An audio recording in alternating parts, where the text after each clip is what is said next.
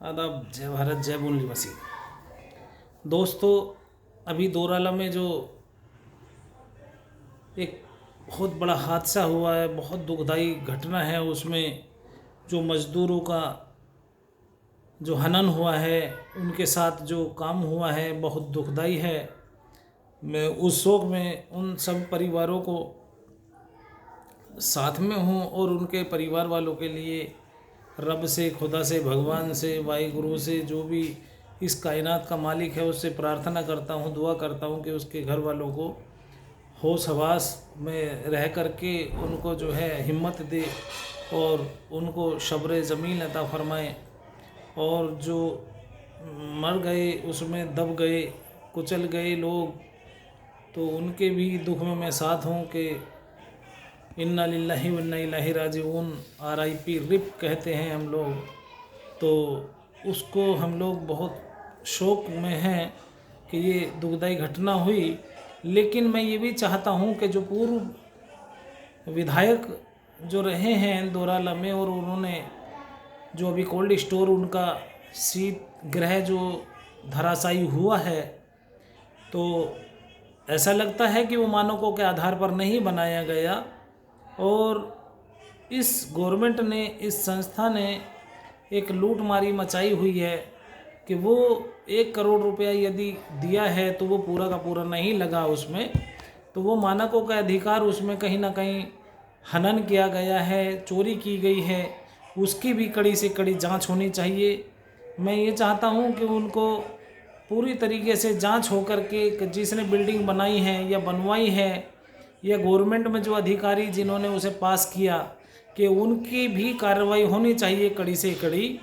कि इस तरीके से अभी तक तो वो ओपनिंग नहीं हुई थी, ओपनिंग होने से पहले ही धराशायी हो गया, तो जब कब काम चलता उसमें तो हो सकता है कि ज़्यादा बड़ा नुकसान हो जाता। और इतना बड़ा हादसा, बड़ा शोक तो व्याप्त के लिए है जो इसमें मजदूर लोग मरे हैं। मैं बहुजन मुक्ति पार्टी से उन परिवार को लिए सरकार से चाहूँगा कि वो 1 करोड़ कम से कम उनके परिवार वालों को 1 करोड़ की सहायता से जो हो उनको नवाजा जाए, उनके परिवार वालों को 1 करोड़ रुपया कम से कम दिया जाए, उन मज़दूरों को, गरीबों को। और ऐसे ही अभी पीछे ये हादसा हुआ कि कुछ षड्यंत्रकारी देशद्रोही लोग हमारे देश की सांप्रदायिकता को ख़त्म कर करके आतंकवाद का मुद्दा बढ़ा करके चल रहे हैं, जानवरों से मोहब्बत दिखा रहे हैं, इंसान को मार रहे हैं।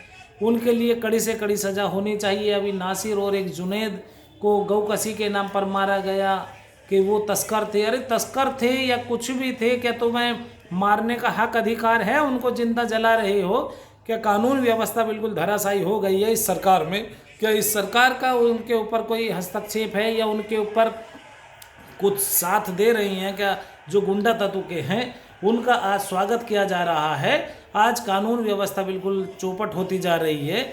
मैं राष्ट्रपति महोदया से अनुरोध करूंगा और मांग करूंगा कि ऐसे जो गुंडा तत्व के लोग इस प्रवृत्ति के ऐसे संगठन चला रहे हैं, उन संगठनों को बैन किया जाना चाहिए। और जो भी कड़ी से कड़ी उन लोगों को सज़ा हो, और उनको जो है जिस तरीके से जिंदा जलाया गया, उनको भी चौराहे पर इस तरीके से दंड का प्रावधान होना चाहिए।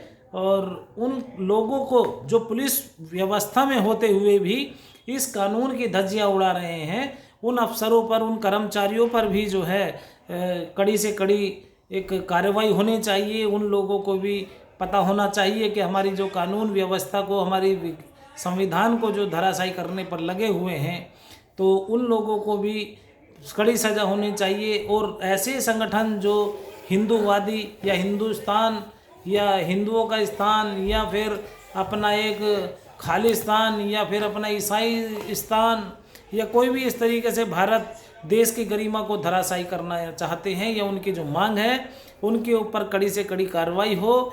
और ये जो हिंदू राष्ट्र बनाना चाहते हैं, ये भी एक आतंकवादी और देशद्रोही से घटना कोई कम नहीं है। उन लोगों के ऊपर कड़ी से कड़ी सज़ा होनी चाहिए, और जितने भी कड़े ये सरगना वाले मुकदमे हैं वो उन पे लगना चाहिए।